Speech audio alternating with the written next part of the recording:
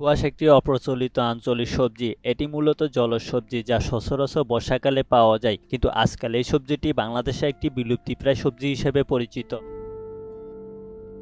পূর্বে কুমিল্লা, ফেনী, নোয়াখালী, লক্ষ্মীপুর এবং চট্টগ্রামের বিভিন্ন এলাকায় বর্ষাকালে ঠোঁয়াশ সহজে পাওয়া যেত। তবুও এখনও কিছু গ্রামীণ বাজারে ঠোঁয়াশ বিক্রি হয় আটি প্রতি ১০ থেকে ২০ টাকায়। ফেনীর সোনাগাজী অঞ্চলে জমি, পুকুর আর খাল বিলে এখনও এর বাণিজ্যিক চাষ হয়ে থাকে।